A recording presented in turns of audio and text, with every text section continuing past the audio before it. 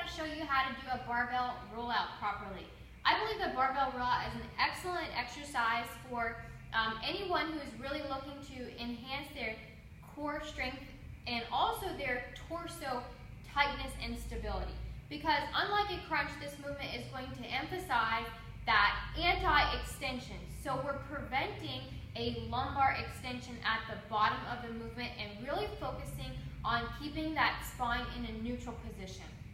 This exercise is also going to strengthen the lats and the triceps to some extent. And it's really a more compound exercise. And it really transfers well over to any compound movement like a squat or a deadlift, where it's necessary for you to stabilize your spine and prevent your spine from slipping into hyperextension, which we all know is not the best thing to happen. I know from personal experience, I tend to gravitate towards going into a little bit of lumbar hyperextension during my compound movements.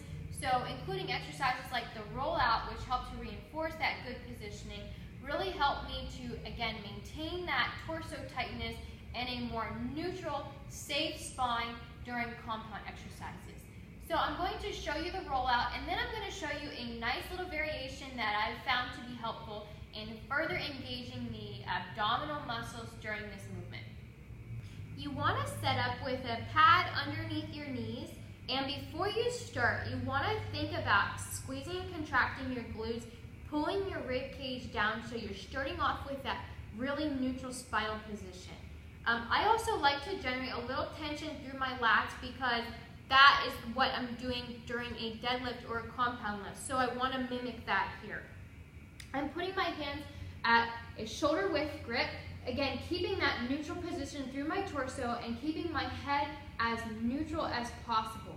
I'm going to stay tight through my torso, slowly roll out to that full arm overhead position, and then I'm pulling back. Again, I'm really focusing on keeping that straight position through my torso, not letting my back divot into hyperextension at the bottom.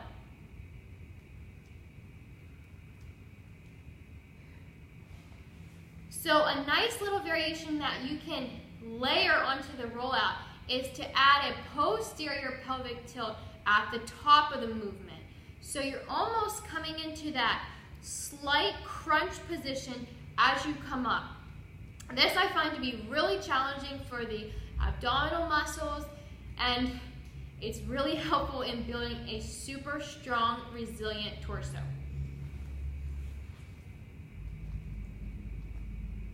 Keeping my back neutral, and then I'm curving up, rounding, and rolling into posterior pelvic tilt as I come up. Neutral, round up.